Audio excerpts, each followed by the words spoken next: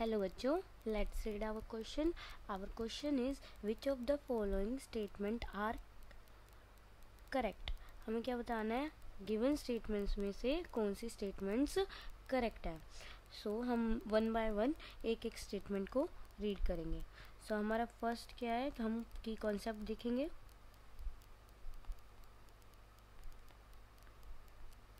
अब की कॉन्सेप्ट में हम डैंगलिंग बॉन्ड क्या होते हैं. डैंगलिंग बॉन्ड्स वो होते हैं जिनमें unsatisfied valence on N immobilized atom.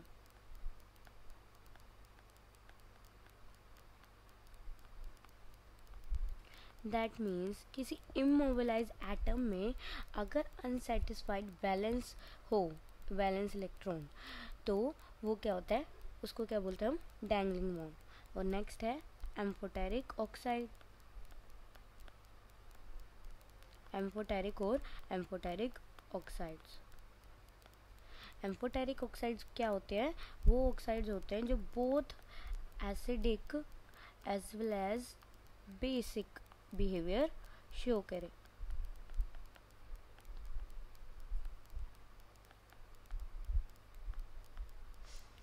अब हम अपना फर्स्ट ऑप्शन देखेंगे. Fullerenes have dangling bond. अब फुलरेन्स का जो स्ट्रक्चर होता है वो क्लोज्ड केज लाइक स्ट्रक्चर होता है. दैट मीन्स कि उसके फुटबॉल लाइक स्ट्रक्चर होती है. क्लोज केज लाइक स्ट्रक्चर और फुटबॉल लाइक स्ट्रक्चर जिसमें each atom is link in a cyclic form with each other. So इसमें कोई भी unsatisfied valence on an immobilize atom नहीं होता. तो सारी वैलेंसी सेटिस्फाइड होती है. So fullerenes do not have dangling bond. तो हमारा फर्स्ट ऑप्शन इनकरेक्ट है. They do not have dangling bond. Now next B option क्या है, trisilyl amine has D pi P pi bonding. अब ट्राइसिलाइल अमीन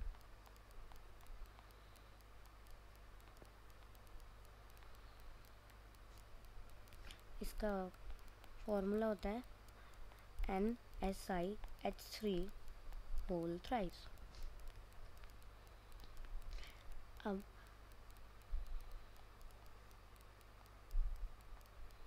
ये इसका स्ट्रक्चर.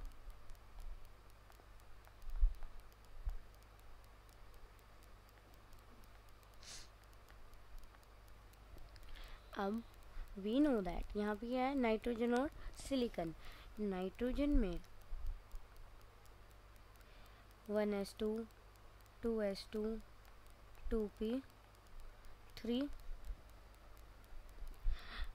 ये नाइट्रोजन में 7 इलेक्ट्रॉन्स होते हैं तो इनकी इलेक्ट्रॉनिक कॉन्फ़िगरेशन ये है. सिलिकॉन की 14 होती है एटॉमिक नंबर, तो 1s2 2s2 2p6 3s2 3p2 3d10.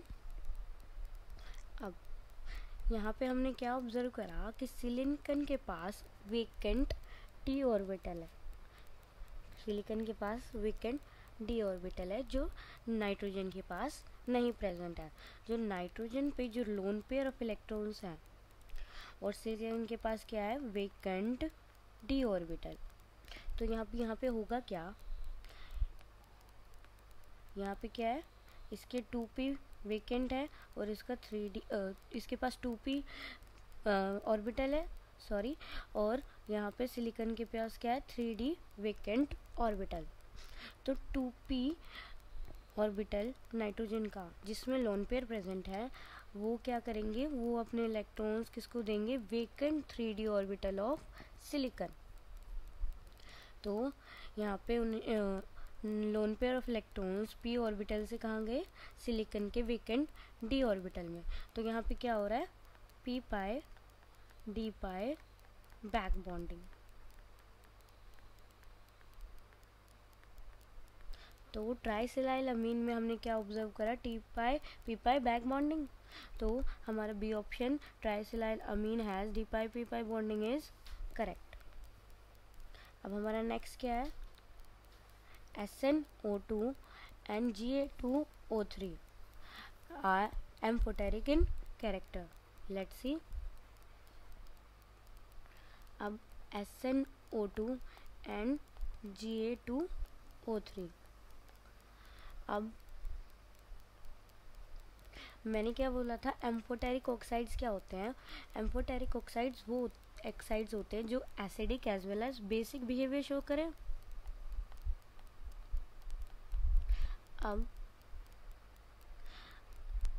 अब हम ये देखेंगे SnO2 और Ga2O3 ये बिहेवियर शो कर रहे हैं कि नहीं। अब we know that acid plus base क्या फॉर्मेशन करेगा, सॉल्ट एंड वाटर। क्या हमें पता है ये न्यूट्रलाइजेशन रिएक्शन होती है। अब हम वन बाय वन SnO2 की रिएक्शन फर्स्ट एक एसिड HCl से करवाएंगे। तो हम क्या ऑब्जर्व कर रहे हैं, यहाँ पे एक सॉल्ट बन रहा है प्लस क्या हो रहा है, वाटर फॉर्मेशन। तो जब हमने SnO2 की एसिड के साथ रिएक्शन कराई तो हमारा सॉल्ट एंड वाटर बन रहा है। तो हमारा यहाँ SnO2 क्या किसकी तरह काम कर रहा है, बेस की तरह। अब जब हमने SnO2 की रिएक्शन एक बेस के साथ कराई तो हमारा यहाँ पे फिर सॉल्ट एंड वाटर फॉर्मेशन हो रहा है। सोडियम स्टेनेट जो कि एक सॉल्ट है प्लस वाटर फॉर्मेशन हो रहा है। तो हमारा SnO2 यहाँ क्या, क्योंकि जब हमने SnO2 को बेस के साथ रिएक्ट कराया तो सॉल्ट एंड वाटर बना, तो यहाँ पे हमारा SnO2 बेस की तरह एक्ट कर रहा है, सॉरी एसिड की तरह। क्या किसकी तरह एक्ट करेगा, एसिड की तरह। सो हमने क्या ऑब्जर्व करा कि SnO2 एक रिएक्शन में बेस की तरह, दूसरी रिएक्शन में एसिड की तरह एक्ट कर रहा है। तो हमारा SnO2 क्या है, amphoteric oxide. And same Ga2O3 भी acid as well as base की तरह एक्ट करेगा। सो हमारा जो सी ऑप्शन है SnO2 and Ga2O3 are amphoteric in character, ये भी करेक्ट है। अब हमारा डी ऑप्शन क्या है, graphite is slippery and hard and therefore use as dry lubricant in machines. अब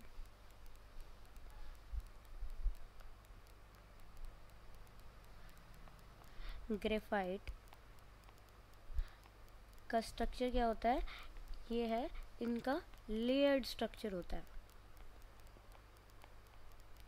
अब लेयर्ड स्ट्रक्चर होने की वजह से ये इजीली क्लीव कर जाते हैं between layer, easily cleaves between layer.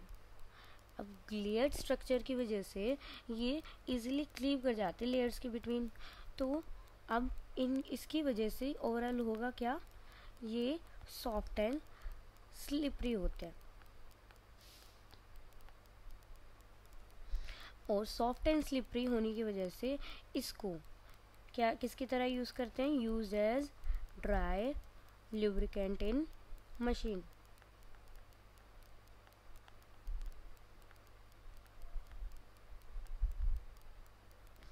सो ग्रेफाइट हमारे क्या है, सॉफ्ट एंड स्लिपरी सब्सटेंस जिसको हम ड्राई लुब्रिकेंट की तरह यूज़ करते हैं इन मशीन्स।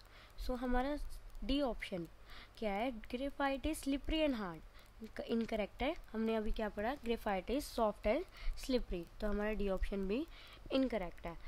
सो हमारे कौन कौन से ऑप्शन करेक्ट है, B and C. So I hope you understood it well. Good luck.